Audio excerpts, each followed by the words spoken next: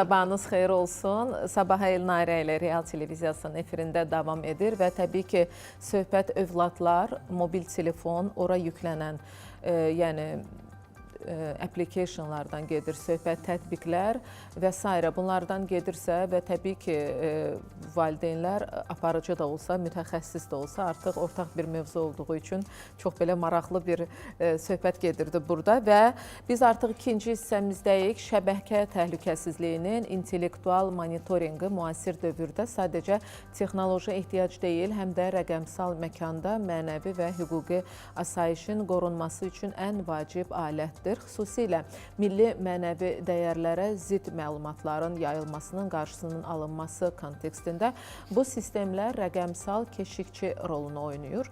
Mobil oyunlar və xüsusilə qumar elementləri daşıyan oyunlar hazırda rəqəmsal dünyanın ən riskli sahələrindən hesab olunur.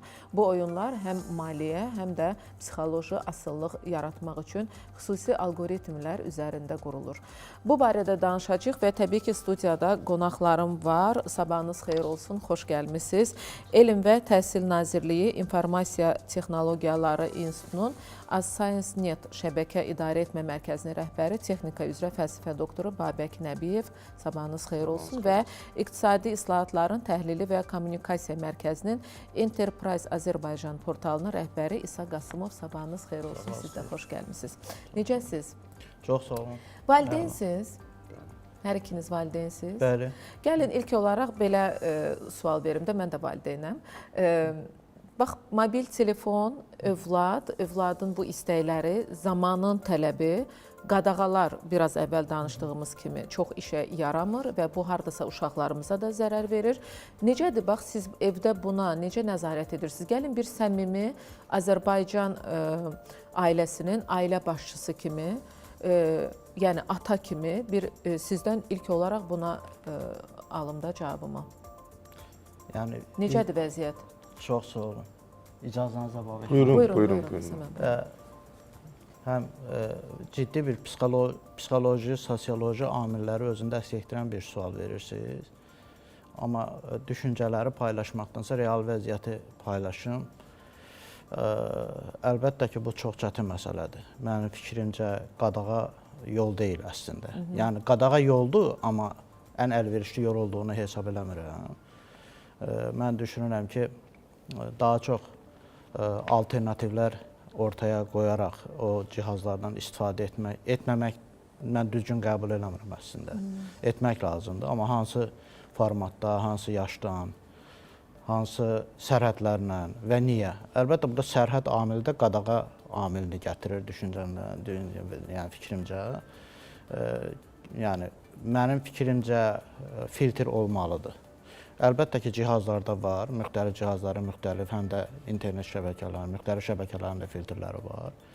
Bunlar düzgün istifadə. Amma ən doğru filtr düşüncədə olan filtrdir ki, onlar düzgün tərbiyə alırlarsa, onlar özlərinin filtr etməsi ən doğru yoldur, düşüncə mənim qənaətimcə. Evladlarım hər ikisi telefonu işlədirlər və onlar hardasa telefon istifadə etmək zərurəti yaranandan istifadə edirlər və hər hansı bir məhdudiyyət qoyduğumu qeyd edə bilmərəm. Amma əlbəttə ki, onların bu qədər telefon istifadə etməsi məni şad etdiyini də qeyd edir. İndi məni də dinləyirlər, yəqin ki, ya da sonra dinləyəcəklər. Şad da etmir. Amma əlbəttə ki, burada ən önəmli məsələ, mən onlara etibar edirəm. Onlara, bu çox önəmlidir. Çox vacib cümlədir bu. Övlada deyiləcək çox vacib cümlədir. Amma burada bilmə, bu quru sözdən də ibarət olmamalıdır. O etibarlılıq formalaşdırılmalıdır ki, etibar etməyimiz sözdə yox, həqiqətdə öz əksini, reallıqda öz əksini tapsın. Ki, onların informasiya texnologiyaları cəmiyyətdə, indiki cəmiyyətdə telefon və ya digər rəqəmsal alətə istifadəsi məndən qat-qat üstündür. Düzdür. Yəni, həm peşəkar olaraq, həm bilmək olaraq, deyək ki, mən hansı yaşda smartfon və ağlı cihazlardan istifadə edirəm, amma onlar ümumiyyətlə o şəkildə tərbiyə olunublar. Düzdür. Onlar onunla böyüyürlər. Nə qədər çox istifadə edə bilirlərsə, o qədər də belə deyək ki, karyera baxımından, təhsil baxımından sürətli hərəkət irəliləyə bilirlər. Bu baxımdan əslində istəyirik ki, onlar onu istifadə edəcək. Amma burada təməldə təbii ki, etibar formalaşdırılmalıdır, güvən formalaşdırılmalıdır. əsasən onların öz düşüncə tərzində həyata baxışlarında. Amma istənilən halda təbii ki, hesab edirəm ki, görüşün də mövzusudur ki, ortalama çox vacib amildir ki, filtr üçün alternativlər çox vacibdir. Çox vacibdir. Gələcəyik, birazdan o alternativlərlə bağlı danışacaq. Baybek müəllim, sizdə vəziyyət necədir? Vəziyyət deyəndə əvvəl bildiyiniz kimi bu ümumiyyətlə bu anlayış virtual mühit anlayışla başladı. Amma zaman keçdikcə gördük ki, artıq bu virtuallıq reallığın bir hissəsidir. Düzdür. Və birbaşa bizim ailə mühitinə, cəmiyyətin psixologiyasına, yəni informasiya mühitinə ümumi təsir eləyir. Yəni bundan irəli gələrək də belə bir məsələ var. Biz uşaqlar nöqteyi nəzərindən fikirləşirik. Amma mən düşünürəm ki, tək uşaqlar obyekt kimi yox, yəni ümumiyyətlə valideynlər də, yəni artıq müəllim qeyd elədi, tək yəni uşaqların təbii ki, bu texnologiyadan istifadə eləmək imkanları daha genişdir və onlar üçün belə deyim, bu mühitdə yetişdiklərinə görə onların rəqəmsal savadlığı nisbətən daha çox ola bilər, amma düzgün istiqamətdə inkişaf etdirilsə təbii ki. Amma biz buna baxmalıyıq ki, ümumi bütün cəmiyyətin rəqəmsal savadlığının inkişaf etdirilməsi kimi və buna görə ki, əsas səbəb nədən ibarətdir? Əgər valideyn rəqəmsal savadlığı yerində olsa, yəni düzgün texnologiyanı düzgün istifadə etməyi bacarsa və onu müəllim deyən kimi filtr və sair anlayışları düzgün özü anlasa və təbii ki, övladına da onu aşılamaq daha asan olar. Və bundan irəli gələrək mən düşünürəm ki, ümumi olaraq buna geniş baxmaq lazımdır. Yəni cəmiyyətin ümumi məlumatlandırması mütəmadi olaraq aparılmalıdır. Necə ki, bir məsəl təhlükələrlə bağlı olaraq mütəmadi olaraq müxtəlif televiziyada və yaxud da sosial şəbəkələrdə və yaxud da hər hansı metroda və s. Məlumatlandırma prosesi aparılır müəyyən orqanlar tərəfindən və bu məsələlərlə bağlı da təbii ki, məktəbdə, bağçada aparıldığı kimi ümumi cəmiyyət üçün də məlumatlandırma prosesi aparılmalıdır. Çox təşəkkür edirəm sualıma səmimi və rahat cavab verdiyiniz üçün. Doğrudan da bu düşünürəm ki, bizi izləyən valideynlər üçün də çox vacib oldu. Baybek müəllim, gəlin elə intellektual monitorinq sistemləri nədir? Gəlin biraz ondan danışaq da. Ümumiyyətlə, şəbəkə varsa, yəni hər hansı bir kiber mühit varsa, burada monitorinq prosesi aparılmalıdır. Bunun təməl əsası ondan ibarət ki, təhlükəsinin təmin olunmasıdır. Və təbii ki də bunun intellektual, yəni indiki yanaşma ilə desək, məsəl üçün, süni zəka texnologiyanın tətbiqi ilə şəbəkədə olan proseslərin nəzarət olunması, müəyyən davranış profillərinin aşkarlanması, hər hansı bir sistemli, destruktiv, hansısa bir belə deyim, qruplar və yaxud da ki, hər hansı bir davranışlar varsa onların aşkarlanması, misal üçün, və yaxud da ki, kritik infrastrukturların qorunması, burada enerjidir, bank sistemidir, dövlət təhlükəsizlik sistemləridir və s. Bunların hamısını təbii ki, intellektual monitorinq vasitəsilə aparılır və intellektual monitorinq vasitəsi də onun üçün lazımdır ki, operativliyi təmin olunması üçün. Yəni, hadisələr təbii ki, bir çox hallarda olur ki, hadisələr baş verəndə sonra onun qarşısı alınması və gələcək tədbirlərin görülməsi prosesi aparılır. Amma artıq təcrübə ona imkan verir ki, hətta yəni belə deyək, ümumi davranışa əsasən, müəyyən şəbəkədə baş verən hadisələrə əsasən və buna yəni intellektual metodların tətbiqi ilə əvvəlcədən müəyyən eləmək, qarşısını almaq, müəyyən tədbirlər görülməsi mümkündür.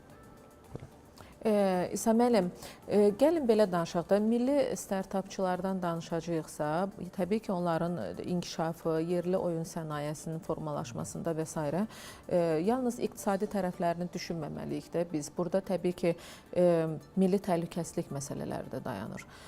Çünki bilirsiniz ki, yerli startapçılara şərait yaradılacaqsa, xarici platformaların yaratdığı risklər də burada var. Misal üçün, məlumatın sızması, valyuta axını, nə bilim, yad ideologiyalar, psixoloji təhlükə və s. Yəni, bunlar da reallıqdır. Bunları da qəbul etmək lazımdır. Biz demirik ki, yerli startapçıların içində bizim cəmiyyətimizə, övladlarımıza, elə bizim özümüzə faydalı olan təbii ki, tətbiqlər və s. ola bilər. Bu öz yerində. Amma ki, insan faktorudur da, insan çiğ südəm, belə deyirlər. Yəni ki, hər profildə də biz bunu görə bilirik. Bugün əgər biz təhsil sistemində də boşluqlardan danışırıqsa, səhiyyə sistemində də boşluqlardan danışırıqsa, bu da hər birimizin əlində olan mobil telefona yükləyə biləcəyimiz tətbiqlərdən söhbət gedir. Gəlin biraz bu barədə danışaq. Yəni bu milli oyunların yaradılmasında startapçıların rolundan danışaq, daha sonra təhlükəsizlik məsələlərindən danışaq. Buyurun. Alternativlərdən sizin dilinizlə deyək. Çox sağ olun. Birincisi, Babək müəllimə təşəkkür edirəm. Birinci o monitorinqlə bağlı məsələdə bir şeyin davam edən, baş verən bir prosesin monitorinqi olmazsa olmazdır. O önəmli mərhələlərdən biridir.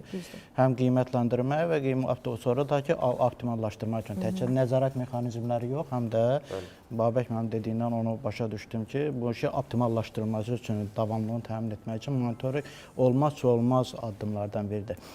Sizin sualınız startaplarla bağlı. Siz həm verilişə başlayarkən bu sahəyə toxundunuz və qumar ifadəsini də işlətdiniz, oyun ifadəsini də işlətdiniz. Həm də sualı formalaşdıranda startap kəlməsini bir neçə dəfə dediniz.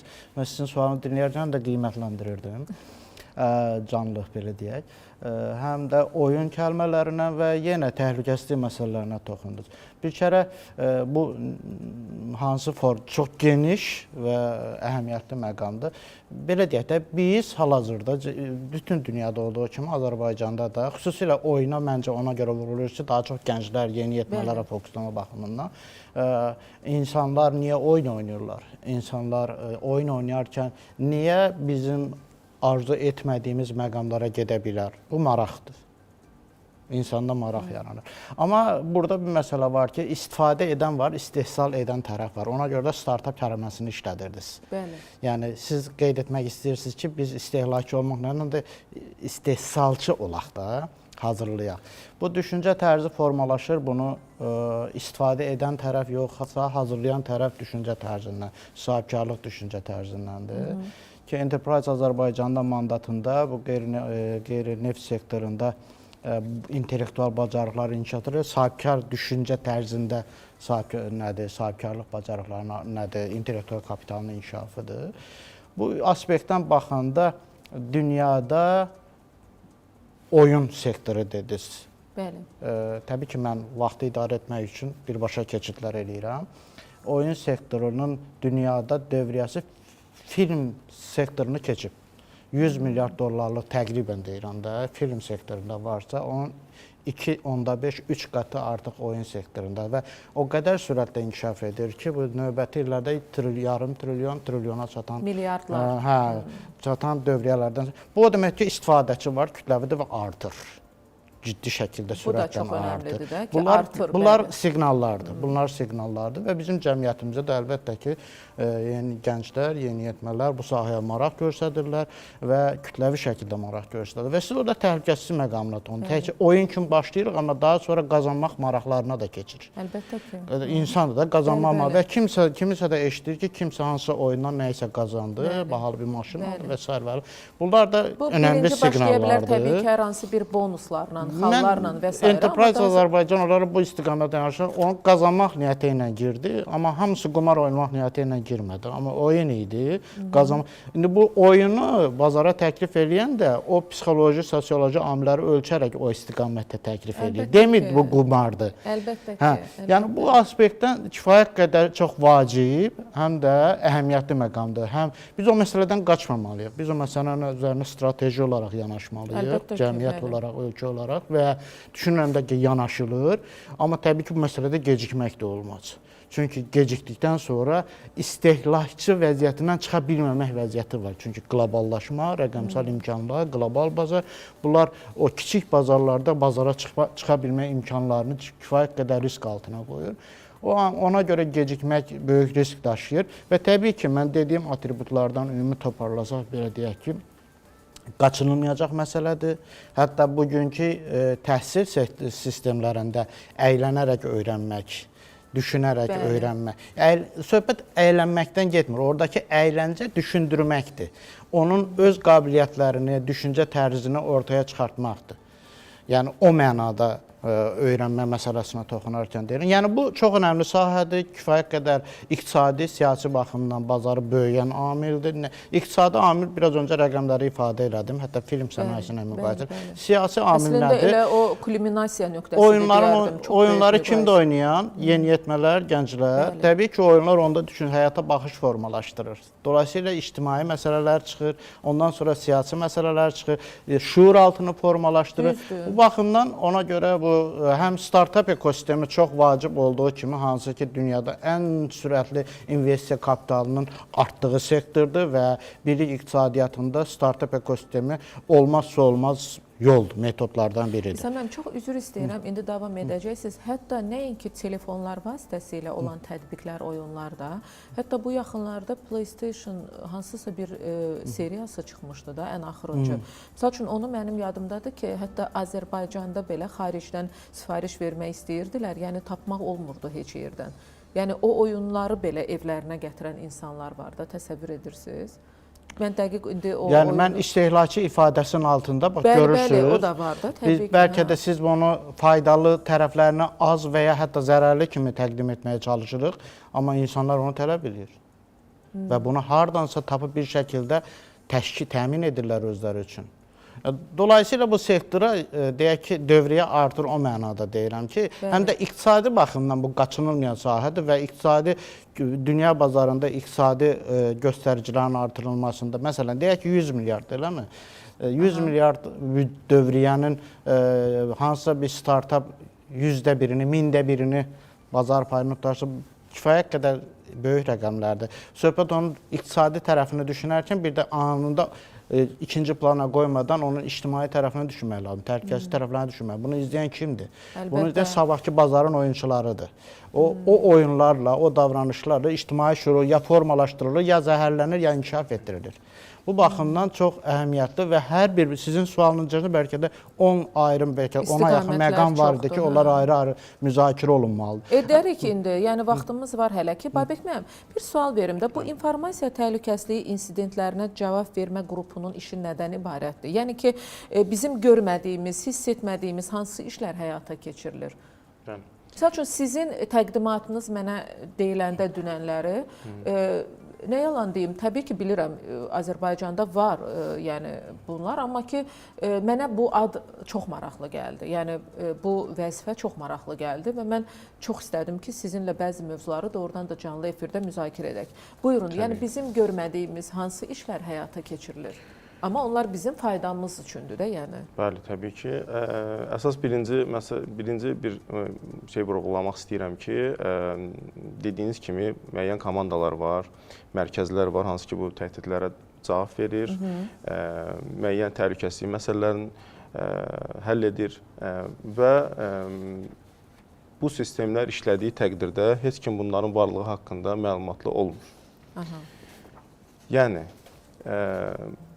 bu, yəni əvvəl də bundan qabaq dedik, intellektual monitoring.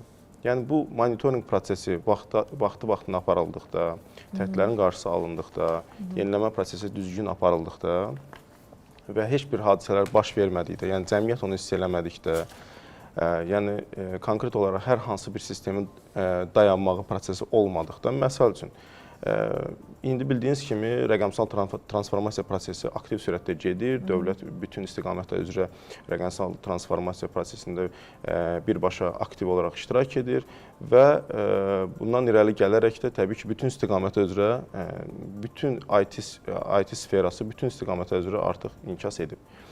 Və təsəvvür edin ki, hava limanında hər hansı bir sistemin işləməməsi və yaxud da bank sektorunda hər hansı bir sistemin işləməməsi, ümumiyyətlə internetin işləmə prosesində hər hansı bir hadisənin baş verməsi təsəvvür edin nə qədər problemlərə gətirə bilər. Yəni, elektron dövlət xidmətlərinə daxil ola bilməyə bilərsiniz, hər hansı bir yerə səyahət edən zaman problem yarana bilər, səyahət edə bilməyərsiniz və yaxud da bank hesabları ilə bağlı olan problemlər yarana bilər və s. Bundan yəni, çox misal gətirmək olar və bu təhlükəsizliyi təmin edən qruplar, şəxslər, mərkəzlər əslində gizli qəhrəmanlardır. Hansılar ki, dayanmadan 7-24 bu işlə məşğuldular və ilkin olaraq bu misal üçün 80-ci illərdən başlayıb kompüter təhdidlərinə, yəni kompüter hadisələrinə qarşı mübarizə komandaları formalaşıb, bunun assosiasiyaları formalaşıb. Yəni dünyada hər bir istiqamət üzrə olsun vətəndaş cəmiyyəti, olsun özəl sektor, olsun dövlət sektoru üzrə təbii ki, təhlükəsizlik təmin olunması üçün müəyyən komandalar, şəxslər var və bunların özlərinin assosiasiyası var, bunların informasiya mübadiləsi var, beynəlxalq təşkilatlar öz arasında informasiya mübadiləsi aparır və yəni maksimal dərəcədə çalışılır ki, təbii ki, operativliyin təmin olunması üçün maksimal dərəcədə çalışılır ki, bu intellektual qaydada aparılsın. Yəni elə bütün intellektual idarə etmədə, hə. Bəli, təsəvvür edin ki, təhdidlər yəni minlərlə, yüzlərlə deyil, yəni 100 minlərlədir, milyonlarla təhdidlər var. Eyni zamanda bütün dünyada bu baş verir və bu təsəvvür edin ki, məlumatlandırma mexanizmi əvvəllər necə olurdu? Hadisə baş verirdi, onun qarşısı alınırdı və sonra məlumatlandırma prosesi gedir ki, məsəl üçün hər hansı bir dövlətdən filan istiqamətdən təhdid var bizə, həmən dövlətin müəyyən və yaxud da həmən sektorun müəyyən cavabdeh qurumuna informasiya yönləndirilirdi və onun qarşısı həmən dövlətin qurumları tərəfindən alınırdı. Bu proses təsəvvür əvvəl belə analoq kimi aparılırdı, amma indiki dövrdə artıq bu mümkün deyil. Çünki texnologiya sürətlə inkişaf edir, süni zəka artıq o qədər süni zəka o qədər inkişaf edib ki, artıq süni zəka sizin biliyinizi yüksəltməyə, qısa zamanda yüksəltməyə çox imkan verir. Yəni, hər hansı bir sahə üzrə bilikləriniz o qədər dərin olmaya bilər, amma süni zəkanın vasitəsilə bu super güc kimi bir hala gəlib də. Yəni, qısa zamanda məlumat... Çox üzr istəyirəm, bir müdaxilə edəcəm, lap belə tam aydın olsun tamaşaçılarımız üçün. Axır vaxtlar belə bir cümlə əmələ gəlib, deyirlər ki, cümlə yaranıb daha doğrusu, deyirlər ki, həkimə getmişdim, sual verdim, suallarıma cavab ara bilmədim, amma ChatGPT ilə suallarımı verdim, bütün suallarıma cavab aldım. Uzun sözün qısası. Bəli, təbii ki, təbii ki. O misaldan çıxış eləmək olar məsəl üçün. Yəni, elədir, mən də eşitmişəm, düzdür, o təhlükəlidir və bunun da... Əlbəttə ki. Yəni, mövzudan çıxış eləyim, deməli, məsələ ondan ibarətdir ki, bunun biz artıq təhdidlərini görürük və bir neçə halda da bu baş verib.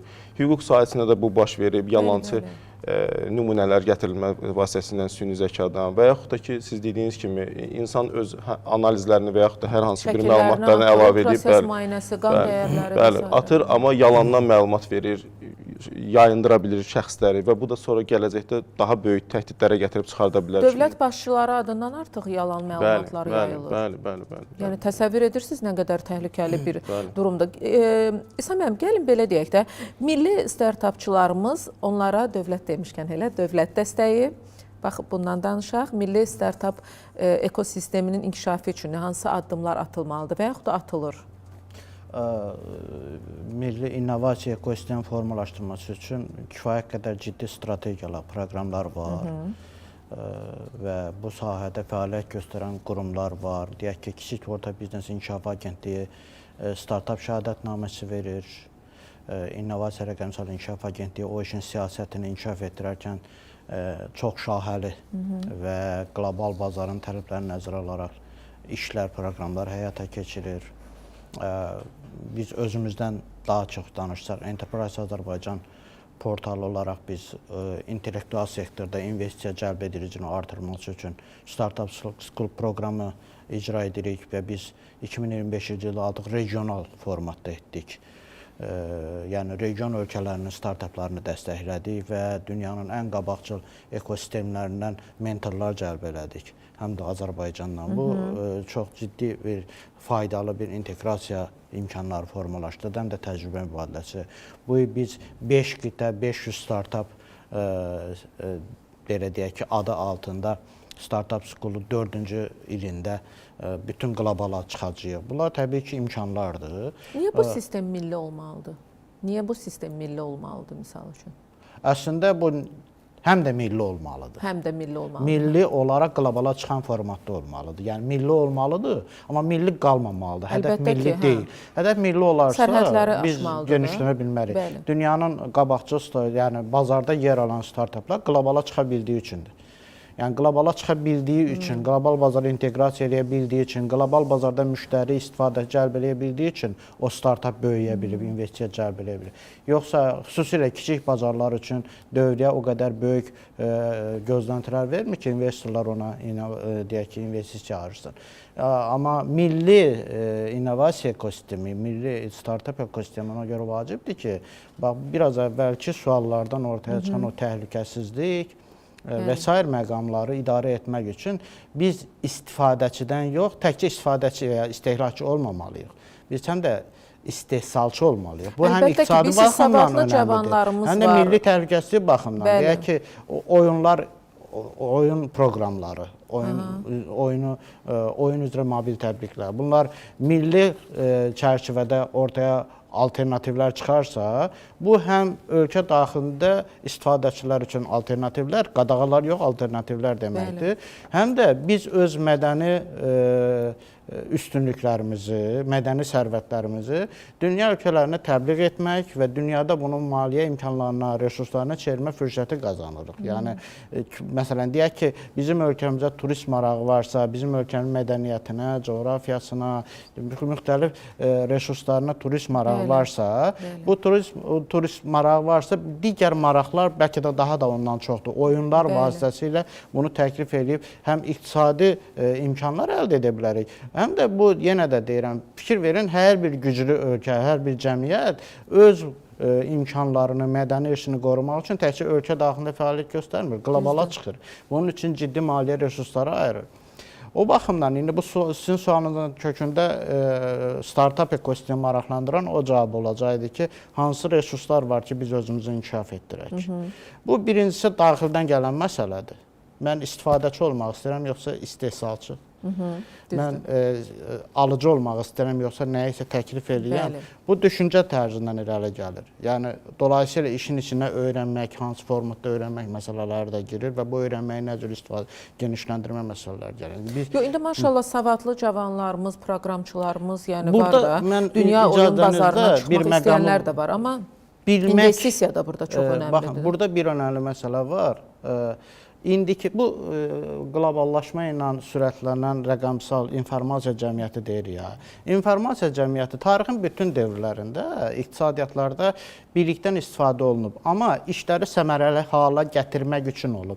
Amma bugün bilik özü kapitaldır. Yəni, biliyi bilmək kifayət etmir. Bugünkü devirdə iqtisadi cəhətdən güc ifadə etmək üçün Cənab Prezidentin müxtəlif çıxışlarında da bu vurğulanır ki, güc biliyin özünü investisiya kimi görmək, sərmayə kimi görür. Bilik özü kapital ifadə edir və digər resurs kapitallarını ciddi şəkildə rəqabətdə qabaqlayır.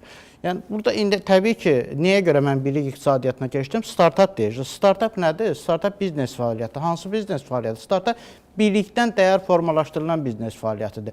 Yəni, burada biliyin istifadəsi məsələsi kontekstə girir. Dolayısıyla, bunlar bir-birini tamamlayan məsələlərdir. Siz ola bilsin ki, suala birbaşa başqa istiqamətdə vermiş olsa da, mən məcburam o istiqamətə aparmağa ki. Yox, siz deyin, əlbəttə ki. Yəni, dolayısıyla maliyyə resurslarını ayırmaq vacibdir. Maliyyə olmazsa olmaz bu sahədə. Olmazsa olmaz və az maliyyə ilə olmaz. Bu sahə ümumiyyətlə pul tutumlu, maliyyə tutumlu, zaman tutumlu, insan tutumlu sahədir.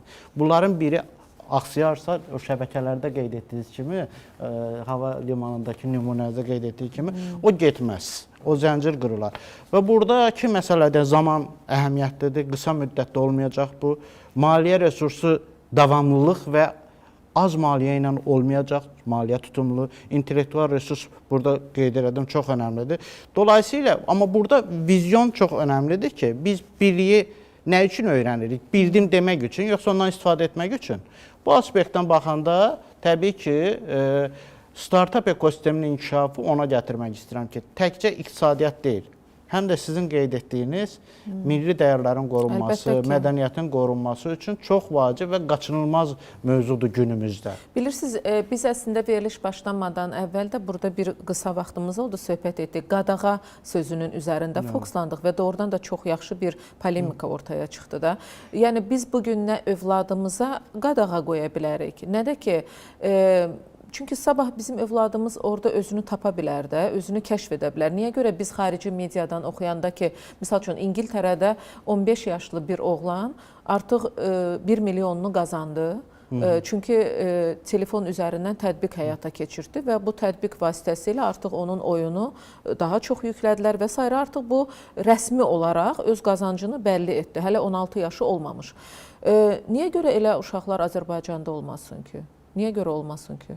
Yəni biz deyirsiniz ki, qadağalarla ona nail ola bilməyəcəyik. Nail ola bilməyəcəyik də, əlbəttə doğru ki. ekosistem lazımdır ki, Əlbəttə. o ekosistem onu doğru yerə aparsın. Biz düzgün yolları Babək müəllim göstərməliyik də. Baxın, Təbii. biz Azərbaycan savadlı. Respublikası təbii ki, bu dövlətin milli təhlükəsizlik qurumları var, strukturlar var. Onlar təbii ki, öz işlərini görür. Babək müəllimgilin qurumunu götürək, onlar da öz işlərini görür. Və niyə görə biz buradakı fəaliyyəti daha zəif olmalıdır? Bugün mən inanıram ki, bizim Azərbaycanda, elə paytaxt Bakıda yetərincə yəni proqramçılarımız var. Arzu istəkdə olanlar da var. Yəni misal üçün vətən müharibəsi ilə bağlı hər hansı bir oyun yəni tətbiq. Yox, var, eləyənlər var. Var, Amma bunun təbii ki. davamlılığı çox Amma vacibdir. yox, İslam sizin dediyiniz kimi həm davamlılıq, həm də qlobal olması. Yəni üzr istəyirəm, gəlin belə deyək. Biz 3 nəfər valideyn burada oturmuşuq. Hətta bizdə çəkiliş qrupu da var. Onların uşaqlarının o mobil tətbiq olaraq bəlkə də heç oyunları yükləməyiblər telefonlarına.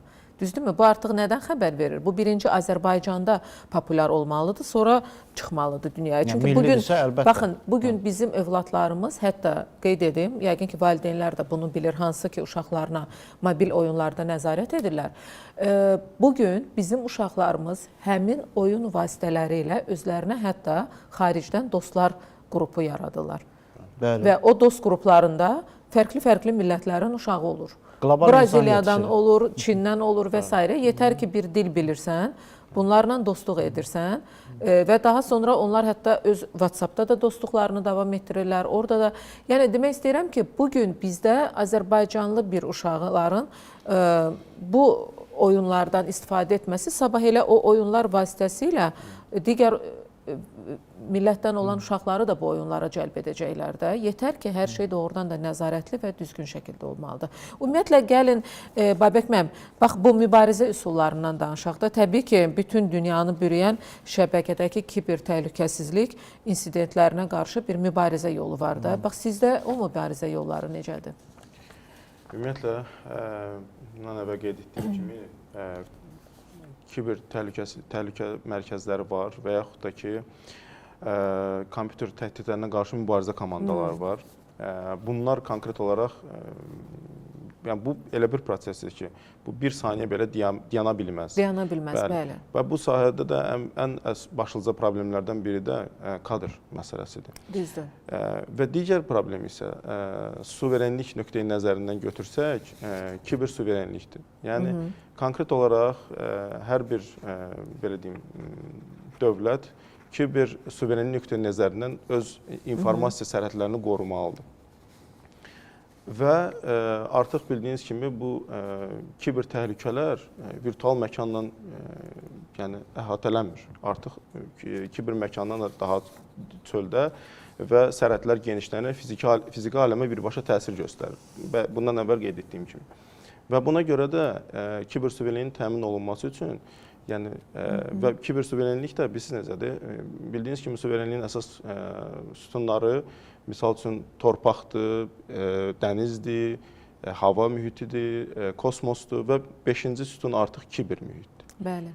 Yəni birbaşa bütün artıq rəqəmsallaşma dövründə, qloballaşma dövründə birbaşa bütün kiber təhdidlərdən qorunma artıq milli təhlükəsizlik problemlərindən biridir. Əlbəttə ki. Və təbii ki də buna görə də Azərbaycanda müəyyən bundan bağlı işlər görülür onsuz da. Təbii ki bu informasiya təhlükəsizliyi, informasiya təhlükəsizliyi və kiber təhlükəsizliyi strategiyası var. Digər cənab prezidentin fərmanları və sərəncamları var. Bəli. Bu məsələdə doğrudan çox ciddi nəzarət var. Çünki biz tez-tez Daxili İşlər Nazirliyinin əməkdaşları ilə də bu barədə yəni danışırıq. Həm də ölkəmizdə də bununla bağlı bütün güc strukturları tədbirlərdə iştirak edirlər. Yəni xəbərlərdən biz bunu izləyirik. Bəli. Cənab prezident qeyd etdiyi kimi beynəlxalq təşkilatlarla, böyük şirkətlərlə münasibətlər var. Və bu proses, belə deyim, biz müəllim bayaqlarım qeyd elədi, startap məsələsi. Əslində kiber təhlükəsizliyin həlləri də startapların bir hissəsi ola bilər. Siz dediyiniz kimi milli səviyyədə təhlükəsizliyin təmin olunması nöqteyi nəzərindən baxsaq, təbii ki, bizim özümüzün hazır alətlərimiz, bizim özümüzün istehsal etdiyimiz, belə deyək də, proqramlaşdırdığımız hansısa bir alətlər mən deyəndə proqram təminatı və avadanlıqlar nöqteyi nəzərindən deyirəm, yaxşı olar. Təbii ki, bu istiqamət üzrə mütəxəssislər də eyni zamanda inkişaf edər və dünya təcrübəsinə baxsaq, dünya təcrübəsində görünür ki, müəyyən dəstək olmasa, müəllim də bayaq deyim, maliyyə məsələsi, yəni bu tək hər hansı bir oyun sektorundan söhbət getmir. Yəni sırf milli təhlükəsizlik, yəni milli kiber təhlükəsizliyinin təmin olunması üçün, mütəxəssislər yetişdirilməsi üçün müəyyən maliyyə vasitələrinin ayrılması, bunların hər hansı bir beynəlxalq şirkətlərdə misal üçün münasibətlər yaradılan zaman bizim Azərbaycan mütəxəssislərinin orada müəyyən təcrübəsinin keçməsi, həmən təcrübənin Azərbaycanda tətbiq olunması məsələlərinə daha yaxşı baxmaq lazımdır, daha dərin baxılmalıdır və startapların da əsas istiqamətlərindən biri də mən düşünürəm ki, əgər milli nöqteyi nəzərdən baxırıqsa, kiber təhlükəsizlik əsas nöqtələrdən biri olmalıdır. Tək kiber təhlükəsizlik, yəni təhlükəsizlik təmin olunması yaxşıdır, amma bundan əlavə olaraq da təbii ki, yeni texnologiyaların da inkişaf etdirilməsi nöqteyi nəzərindən də bu məsələlərə baxılsa, mən düşünürəm ki, məqsədə uyğun olardı. İsa müəllim, indi deyəcəksiniz, bəli, sizin bir tələbəniz bizimlə bağlantıdadır. Mən istəyərdim ki, onunla danışaq, sonra siz əlavənizi edin. Çox yaxşı olar ki, real sektorun adamları danışsın. Danışacaq, bəli, qoşmuşuq. Yəni, bugün doğrudan da Azərbaycanda oyunlar üzrə mütəxəssisləşən studiyalar azdır, çox azdır. Amma onlardan biri bizimlə telefon bağlantısındadır. Yaqub Mehdiyev, salam, sabahınız xeyir olsun. Salam Elnarə xanım, salam. Necəsiniz? Sağ olun, çox sağ olun. Çox sevinirəm, çox qürurluyam ki, bizim belə gənclərimiz var. Həvəsləri böyükdür, iş əziyyətlidir. Təbii ki, oturaq işdir, kompüter arxasında, masa arxasında. Amma davam edirsiniz, davam edin. Qoy sizin kimi gənclər çox olsun və bildiyim qədərilə əsasən xarici müştərilərlə çalışırsınız. Gəlin bu işin çətin tərəflərindən danışaq. Nədir? Yəni hədəfləriniz nədir? Buyurun, söz sizdə. Təşəkkürlər, çox sağ olun. Bizim şirkət artıq 5 ildir rəsmi olaraq fəaliyyətdədir. Şirkətimizdə 14 nəfər tam ştatda çalışır, maaşını alır, vergiləri biz ödəyirik. Əslində Azərbaycanda çox studiya var, ancaq bu işlə professional məşğul olan, yəni bu işdən hansı gəlir əldə edən cəmi 5 studiya var. Əvvəlki illərə nisbətən bu artıb, əlbəttə ki, artım var, ancaq bu sektor çox böyükdür. Dünyada oyun sektorunun gəliri keçən il 197 milyard idi. Bu kino industriyasında da daha çoxdur. Fantastik rəqəmlərdir. Ölkəmizdə filmlər və s. son zamanlar aktiv şəkildə çəkilir, amma oyun industriyasına o qədər də fikir verilmir. İnvestisiyalar bu sahəyə çox azdır. Ona görə də biz bunu məcburuq xaricdə axtaraq. Xarici şirkətlərlə bəli, oyunlar, onlar sifariş edir, biz onlar üçün oyun düzəldirik, amma paralel olaraq öz oyunumuzu da düzəldirik. Amma onun maliyyələşdirməsini sırf əldə etdiyimiz gəlirdən edirik. Bu da çox çətindir bizim üçün. Çünki oyun sektoru elə bir sahədir ki, orada investisiyanın dəyəri çox olmalıdır. Yəni az bir miqdarla oyun çıxartmaq çətin məsələdir. Belə sir deyilsə, deyirəm özüm üçün maraqlanım, amma özüm də yayındayım da, yəni bizi eşidənlər də çoxdur. Misal üçün, təxmini nə qədər məbləğlə başlamaq olur ki? Baxın, yəni belə çox rəqəm, böyük rəqəm deyəndə nəyi nəzərdə tutursunuz? Başa salacağım. Əla sualdır, çox sağ olun sual üçün. Hamıya aydın olsun deyə sadə dildə deyəcəm. Məsələn, bir oyunda bunun vizual tərəfi var. Bir də bunun arxa tərəfi var, hansı ki oyuncuya görünmüyor. Proqramlarda da elədir, oyunlarda da elədir. Yəni bunun vizual tərəfini eləyən dizaynerlər var, bir də arxa tərəfdə olan proqramçılar var. Və bir oyunda oyunun həcmindən asılı olaraq bu işçilərin sayı çox ola bilər. Həmçinin bu insanları idarə etmək üçün menecerlər lazımdır. Həmçinin kadrlar şöbəsi olmalıdır, proyekt menecerlər olmalıdır, idarə edən olmalıdır və s. Ona görə ən azı elə şirkətlər var ki, 2 nəfər, 1 nəfər illərlə oyun düzəldir. Məsələn, 10 il oyun düzəldir. Elə şirkətlər var, sayı çoxdur. Onlar daha sürətli eləyir, 3-4 il eləyir. Fərqlidir bu göstərici. Amma ortalama götürsək, kobud şəkildə desəm, yəni minimum ən azı 5 nəfər lazımdır. Amma oyunun həcmindən çox şey asılıdır. Onun platformasında da çox şey asılıdır. Oyun mobildə hazırlanır, yoxsa kompüter üçündür, yoxsa PlayStation üçündür və s. Ona görə hər şey dəyişir. Məbləğ. Onu Məbləğ? Məbləğ fərqlidir. Bu fərqli bildim də. Yəni ortalama baxın, tutalım indi bizi bir Azərbaycanda investorlar, nə bilim biznesmenlər izləyir də, misal üçün deyirəm də. İndi adam da fikirləşir ki, görürsən nə qədərdir? Bunlar böyük məbləğ deyəndə nəyi nəzərdə tuturlar? İndi misal üçün efir bitdi, dost, tanış kimsə məndən soruşdu. Heç mən özüm də bilmirəm bunun cavabını. Siz deyin ki, heç olmasa minimumu, maksimumu var da. Real rəqəmləri deyim, Azərbaycanda bir studiya var, adı Polydreams'dir. Onlar bu yaxınlarda yarım milyon dollar investisiya aldılar. Bu da onları hardasa bir 2 il, 3 il idarə edəcək. Yəni 2-3 illik xərclərini bağlayacaq. Bəs investor nə qazanacaq? İnvestor əlbəttə ki, şirkətdən bir hissə götürür. Oyun satışa çıxanda oradan gəlirin bir hissəsi əlbəttə ona gələ bilər və şirkət böyüyüb sonra satışa çıxanda orada daha böyük rəqəmlərdən söz gedə bilər. Ümumiyyətlə oyun industriyası elədir ki, burada yatırımlar da böyüdür. Əlbəttə risk var, ancaq gəlir qat-qat yüksəkdir. Nəinki bizim bildiyimiz ənənəvi biznesdən fərqli olaraq gəlir qat-qat yüksək olur. Yaqub, maşallah ağıllı oğlansınız da. Bəs riski nədir bu yatırımçı üçün? Hər bir biznesdə olduğu kimi burada da risk odur ki, ola bilər ki, oyun yaxşı satmasın. Yəni oyunun satışları, hər bir oyunun qiyməti var. Pulsuz oyunların da oyunun içində nələr salınır. Və əgər məsələn oyun populyar olmasa, satış yaxşı olmasa, yatırım qədər yox, ondan daha az olacaq gəlir. Və bu da o deməkdir ki, pullar itəcək əlbəttə ki. Bu risk həmişə var, amma risk böyük olanda gəlir də çox olur. Uğurlu olanda artıq 1 milyon, 2 milyondan söhbət getmir, 10 milyon, 20 milyon, 30 milyon. Qardaş Türkiyə ölkəsinə baxa bilərsiniz, oradakı rəqəmlər fantastikadır. Onlar investoru motivasiya eləyə bilər. Aydındır. Təşəkkür edirəm. Uğurlar sizə. Siz sağ olun. Çox sağ olun qoşulduğunuz üçün. Buyurun İsa müəllim, siz biraz əvvəldə... Yaxşı oldu ki, sözümü saxladınız. İndi təkmilləşmiş formada deyəcəm. Fikir bildirəcəkdim, indi sual bildirirəm. Həm həmkarıma, həm sizə. Mənə də bu sahədə bildiyim sual verin. Yox, ümumi form. Sizcə biz Yaqubu nəyə görə dəvət etdik?